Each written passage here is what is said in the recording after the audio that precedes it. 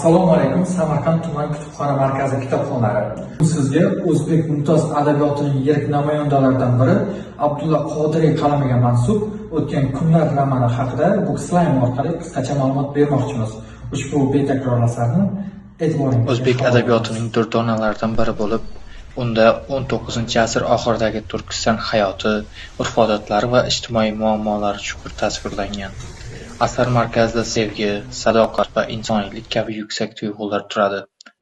Asarning bosh qahramoni Otabek zamonaviy fikrlovchi, adolatparvar yigit bo'lib, u eskicha qarashlar va adolatsizlikka qarshi kurashadi. Uning kumushga bo'lgan sof va chin muhabbati asarning eng ta'sirli jihatlaridan biridir. Kumush esa go'zallik, hayo va vafodorlik timsoli sifatida gavdalanadi. Biroq ularning baxtli hayot kechirishiga turli to'siqlar, ayniqsa hasadgo'y va makkora insonlar sabab bo'ladi.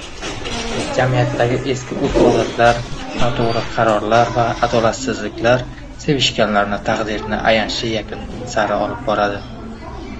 Asarda nafaqat sevgi tarixi, balki o'sha davr ijodiy hayoti, savdo-sotiq, oilaviy munosabatlari va insonlar orasidagi ziddiyatlar ham real tasvirlangan. Muallif o'quvchini o'tmishga sayohat qildiradi, hayot saboqlari haqida chuqur o'ylashga undaydi. Bu asar o'zbek romanchilik janrining boshlanishi hisoblanadi va unda 19-asr oxiri, 20-asr boshlarida Turkiston hayoti real voqealar asosida tasvirlanadi. Asar faqat sevgi hikoyasi emas, balki o'sha davr jamiyati, urf-odatlari, oilaviy munosabatlari va insonlar o'rtasidagi murakkab ziddiyatlarni ham chuqur ochib beradi. Ba'zi ham muhim o'rin tutadi. U orqali rashk, ichki ziddiyat va noto'g'ri qarorlar inson hayotini qanday o'zgartirishi mumkinligi ko'rsatiladi.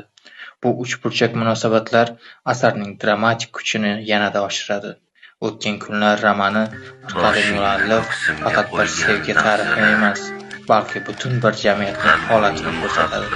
Unda esa urf-odatlar, oilaviy bosim, ayollarning jamiyatdagi o'rni va inson qadriyatlari chuqur yoritib o'tilgan. Asar bizga muhim saboq beradi. Inson baxti faqat sevgi bilan emas, balki to'g'ri qaror, sabr, tushunish va erkin fikrlash bilan bog'liqdir. Noto'g'ri qarorlar esa eng pok tuyg'ularni ham yo'qotishi mumkin. O'tgan kunlar bu faqat bir sevgi qissasi emas, balki xalqimiz tarixini, qadriyatini va insoniy tuyg'ularni aks ettiruvchi bebaho asardir. Xulosa qilib aytadigan bo'lsak, O'tgan kunlar bu o'zbek adabiyotining bebaho durdonasi bo'lib, u bizga tarixni, insoniy tuyg'ularni va hayot haqidagi chuqur anglashga yordam beradi. Bu asar bugungi kunda ham o'z ahamiyatini yo'qotmagan va har bir kitobxon uchun muhim saboq berib kelmoqda.